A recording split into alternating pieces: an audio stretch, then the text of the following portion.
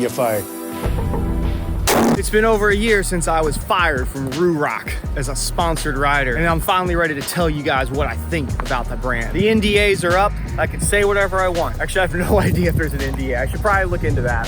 Fuck them. I'm in Texas. They're in the UK. What are they gonna do? Unburdened by contracts, my actual opinions. In some ways, it might have been my own fault that I got fired. Let's get on the road though, and let's talk about that. Ruroc reached out to me like they reached out to a lot of motovloggers before they even released their first motorcycle helmet. They had snowboarding helmets. They'd been doing that for a while. They sent me their first helmet, and I tried it on, and the clip-ins, it didn't really fit me right. It seemed nice enoughly made. I didn't see any issues with it, but I was like, it's not really for me. Fast forward, I don't know, maybe a year or two later, they had started sponsoring certain riders, Chase being one of them. Anyways, they reached out again and asked me if I was interested in being sponsored by the brand. And I said, well, I'd have to, try the helmets out first, see what I thought. So they sent me one of their new helmets. They had a new version out at that point. I also asked them specifically to send me the Berserker off-roady goggle version of the helmet. But the new helmet fit me right. Once I got the helmet, would you be willing to sign a contract with us? You want to work with us? I kept telling them, let me wear it a little bit. I'll get into the quality of it and what I think about it here at the end. I did vest that helmet. I wore it for about a month, the Berserker, and decided, sure, I will work with this brand. I will at least entertain the idea of it. We had some back and forth, and honestly, even when we were having the back and forth, I kind of thought this deal wasn't going to go through because there were some things that they wanted me to do that I kind of pushed back on the contract and had them change. Like, one thing is they always wanted me to wear their jackets, but the problem was their jackets, which were like Engine Hawk. I mean, like, why didn't they just go with the Ruroc name for the jackets? No idea. The problem was they were all super warm. That was the big problem. These are not good jackets for Texas summer. So I had an agreement with them, for instance, that I could wear a t-shirt of Ruroc or Engine Hawk over like my MX gear in the summertime. Also, one of the things that I told them, I said, if I'm going to be a sponsored rider with you guys, I don't want to be asked to do a review on your helmets. That may sound a little odd, but what I mean by that is it's one thing if I'm sponsored by you guys and I talk about the brand. I mention when you have a new helmet coming out. I think that's fine. People understand that. But for me to stand there and say, hey, let me give you a review of this product when I'm clearly sponsored by you guys is gonna be a conflict of interest. You know what I'm saying? At the end of the day, what you have to hold sort of true to yourself is how realistic and honest are you gonna be with your subscribers? Because clearly, how could you give a real review to your audience for a brand that sponsors you? You know what I'm saying? I don't think it's that complicated. And they totally got that, by the way. It wasn't like there was like a weird pushback, but I could tell no one had told them that before. You know what I'm saying? Like, nobody had actually said that to them. Also, like, when I wanted to vet the helmet for like a month in the summer where I'm sweating in it, doing all that and see how it works, how it holds up, I could tell, like, that was something too. They were like, oh, yeah, most people don't do that, I think I've told this story before, and I won't say the person's name, but I remember this vlogger one time I was talking to, and she was telling me she was so glad that she liked the Ruroc helmets when she got it since she signed a year contract with them. And I had to stop her and say, wait a minute, are you saying you signed a year contract to wear their helmets before you actually got the helmet to see if you would like it? And she's like, yeah, what's wrong with that? They're gonna pay me money. And I was like, if all else fails and you're a complete sellout, don't you at least want to be safe your own self? I'm not putting a tin can on this thing. I am dash smart, but I got to try to protect what I got up there. But no, they seem to get that. They seem to be okay with my contentions there, although I kind of got the vibe that they weren't thrilled with them. Regardless, though, we came up with a plan, an agreement, and I thought it was a generous generous plan, so I said sure. And I signed a year's contract. Now, throughout that time, it was actually really hard for me to get a hold of them. I asked them several times if they wanted some suggestions, some ideas for me. I have some experience with helmets, which I'm going to get into later, as I used to sell them my own self. Hey, you guys, I could give you guys a very detailed review of this, some places that I think you can make improvements. No, they weren't. I would think they'd be super interested in that. They're like, no real, like I said, it was hard to even get a hold of them.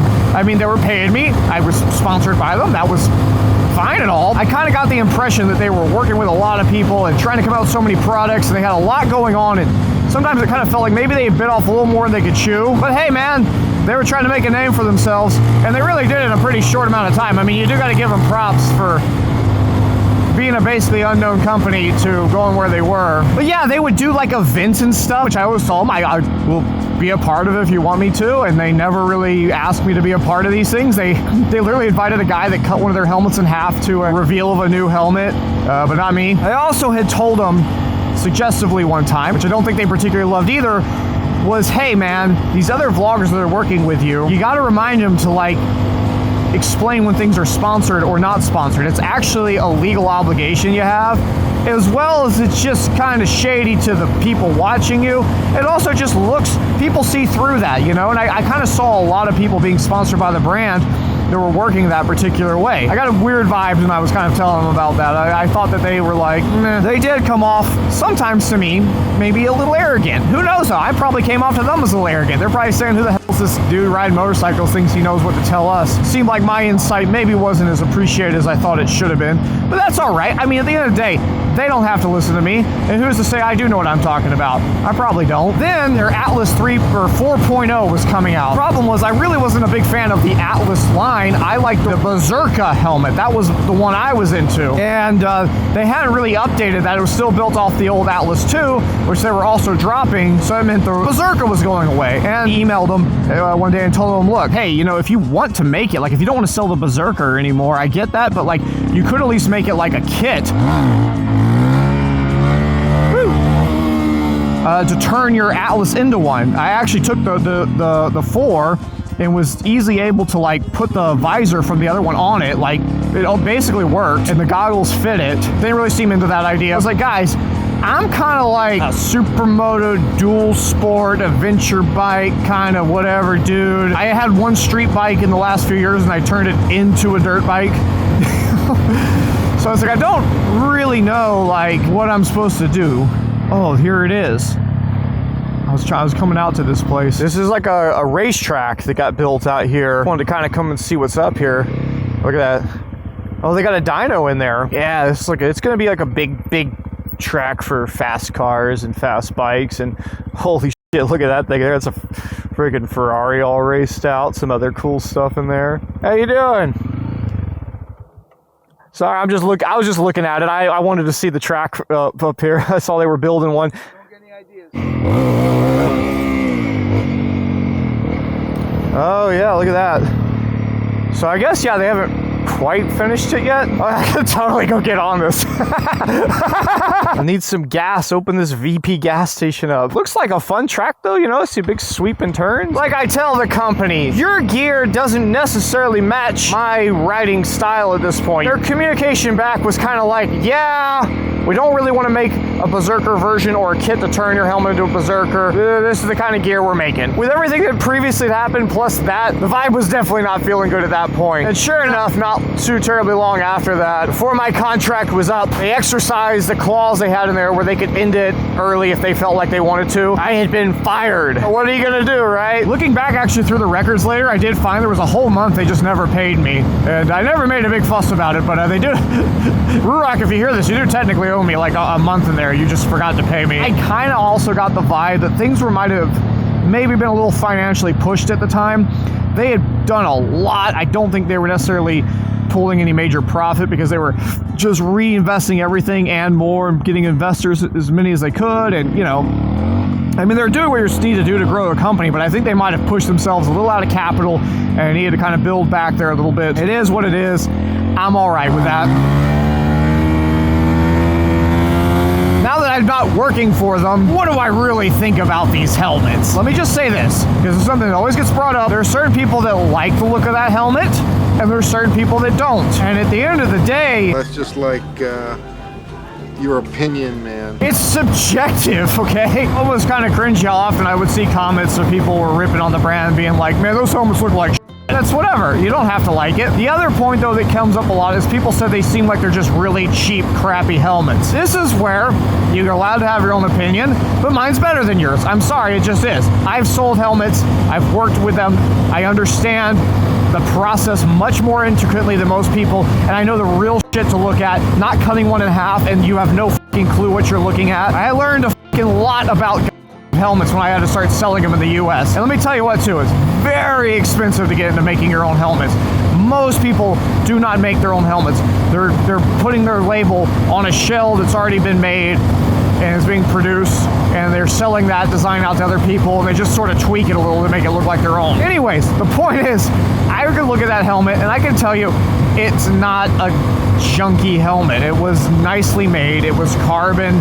The price point is actually kind of on market point for a helmet like that. These helmets had a latching system that I wasn't the most fond of. The Berserker helmet had the normal D-lock on it, and I'm not sure why that did, and everything else had that like little clippy-doo magnet lock. My biggest thing with those is you really can't cinch them down. With a D-lock, every time you put it on and you tighten it, it tightens. It's like, you know, it's snug.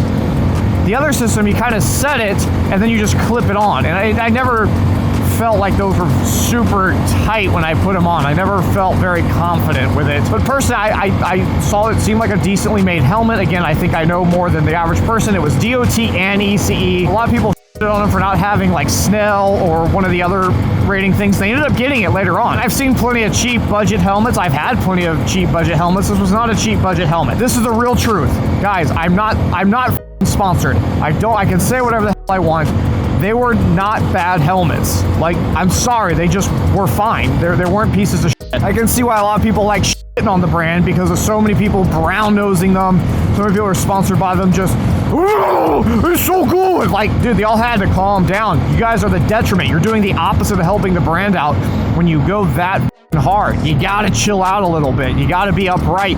You gotta, most importantly, be honest with the people watching your videos. And even if you're saying, Jake, I was being honest in those reviews, you might have been, but it's not gonna sound that way. It's gonna look shady to the average person. Can't you see that? Like if Linus Tech Tips, imagine he like gets sponsored by like Dell computers or something. Are they even a thing anymore? And suddenly Dells are the best computer, and he's always talking about Dell computers, and everyone would be like, this guy, right? Like, you know, when I sold Ruroc helmets, I would have never been like, here's my review of Ruroc helmets, you know, like, or Ruroc jeans. Like, that would have been ridiculous. Also, the jackets were really nice too. I wish I had some juicy thing to tell you how terrible they were, but I don't. And that's kind of the other thing though too I want to go back to is like, dude, I had to wear this helmet. I had a gear contract to wear this helmet, to wear their jackets. Guys, I want to live. I don't want to die, so yeah, like I thought they were fine. I agreed to work with them because I thought they were a decent brand.